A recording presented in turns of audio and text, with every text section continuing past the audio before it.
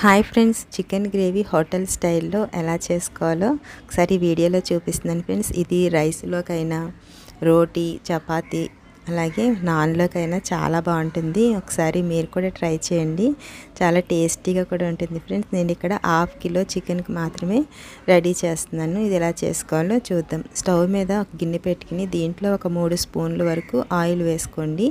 అలాగే కొంచెం సాజీరా వేసుకున్న తర్వాత ఒక స్పూనున్నర అల్లం వెల్లుల్లి పేస్ట్ వేసుకోండి.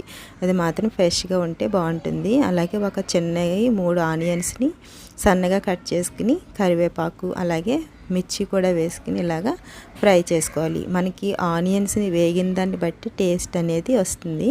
చక్కగా బ్రౌన్ కలర్లో వచ్చేటట్టు కింద వాటిని ఫ్రై చేసుకోవాలి. నేను మసాలా కోసం 10 జీడిపప్పులు అలాగే ఒక స్పూను గసగసాలని ఒక గంట ముందు నానబెట్టుకున్నాను ఫ్రెండ్స్. ఇలా నానబెట్టుకుంటే పేస్ట్ చక్కగా అవుతుంది. ఇలా నానబెట్టుకున్న తర్వాత దీంట్లో ఒక 2 స్పూన్లు ధనియాలు, దాల్చిన చెక్క, లవంగాలు, యాలకులు, మిరియాలు ఇలాగా వేసుకోండి. వేసుకున్న తర్వాత దీంట్లో కొంచెం వాటర్ వేసుకుని ఇలాగా మంచిగా పేస్ట్ చేసుకోవాలి.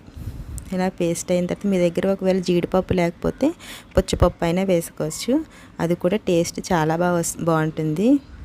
చూడండి, ఒకసారి ఇలాగా కలుపుకోవాలి. ఇలా కలిపిన తర్వాత నేను ఇక్కడ ఒక పెద్ద టమాటోని ఇలా చిన్న ముక్కల కింద కట్ చేసుకుని వేసాను ఫ్రెండ్స్. ఇవి కూడా మంచిగా మగ్గేటట్టు కింద ఫ్రై చేసుకోవాలి. నేను ఇక్కడ ఒక స్పూను సాల్ట్ వేసుకున్నాను. వేసుకుని ఒకసారి మరలా మూత పెట్టుకుని చూడండి ఎంత మంచిగా మగ్గినాయో. ఇలా మగ్గిన తర్వాత ఒక 1/2 కేజీ చికెన్ మంచిగా కడిగి ఇలాగా నిమ్మరసం, సాల్ట్ వేసుకుని కడుక్కోండి ఫ్రెండ్స్. అప్పుడు మంచిగా ఉడుకుతుంది. అలాగే నీసు వాసన రాకుండా ఉంటుంది.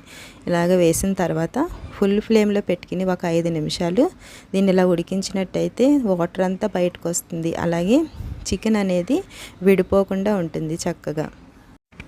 ఇలా మూత పెట్టుకుని ఒక 2 నుంచి 3 నిమిషాలు ఇలా ఉడికించుకున్నట్టయితే ఫుల్ ఫ్లేమ్లో ఉంది కదా, చూడండి వాటర్ అంతా బయటకు వస్తుంది. ఇలా ఈ వాటర్తోనే ఇదంతా ఉడికిపోవాలి. అలా అయితేనే మనకి టేస్ట్ బాగుంటుంది కూడా. చూడండి, ఇలా మరలా మూత పెట్టుకుని ఉడికించుకున్నాను. అలాగే 1/2 టీ స్పూన్ పసుపు, 1½ స్పూన్ కారం, 1 స్పూన్ ధనియాల పౌడర్ వేసుకుని మరలా ఒకసారి ఇలా కలుపుకోవాలి.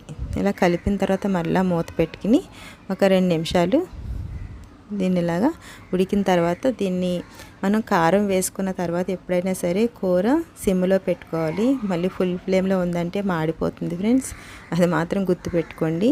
చూడండి, ఇలాగా కలుపుకున్న తర్వాత ఇప్పుడు దీంట్లో మనము మసాలా చేసుకుని పెట్టుకున్నాం కదా, ఆ పేస్ట్ని కూడా దీంట్లో యాడ్ చేసుకోవాలి. చూడండి, దీన్ని ఇలాగా ఇందులో వేసుకుని ఒకసారి ఇదంతా కలిసేటట్టు కింద కలుపుకోండి. ఇలా కలిపిన తర్వాత నేను మిక్సీలో కొంచెం ఉండిపోయింది కదా, నేను వాటర్ దాంట్లో వేసుకుని ఒకసారి రిన్స్ చేశాను. ఆ వాటర్ను కూడా దీంట్లో యాడ్ చేసుకోండి ఫ్రెండ్స్. కొంచెం వాటర్ అనేది వేసుకుంటే చికెన్ మంచిగా ఉడుకుతుంది, మసాలాలన్నీ మంచిగా పడతాయి. చూడండి, ఇలా ఉడికిన తర్వాత ఈ వాటర్ని దీంట్లో వేసుకోండి. వేసుకుని మీడియం టు లో ఫ్లేమ్లో పెట్టుకుని మంచిగా ఆయిల్ తేలే వరకు, అలాగే మీకు కొంచెం సూప్గా కావాలంటే కొంచెం సూప్గా, అలాగే మీకు బాగా ఎగిరిపోవాలంటే అలా కూడా మీరు చేసుకోవచ్చు. నేనైతే కొంచెం బాగా ఎగిరబెట్టాను. చూడండి, అలాగే దీంట్లో కొంచెం కొత్తిమీర కూడా వేసుకున్నాను. వేసుకుని ఇదంతా కలిసేటట్టు కింద ఇలాగా కలుపుకోండి. ఇలా కలుపుకున్న తర్వాత మూత పెట్టుకుని ఉడికించుకోవాలి. చూడండి, చూసారా, మధ్య మధ్యలో కలుపుకుంటూ ఉండండి ఫ్రెండ్స్, లేకపోతే అడుగంటుతుంది.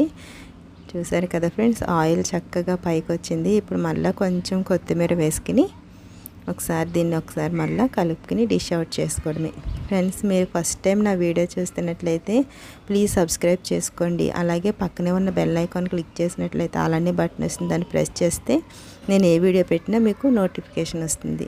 చూసారు కదా ఫ్రెండ్స్, మీకు నచ్చినట్లయితే లైక్ చేయండి. Thank you.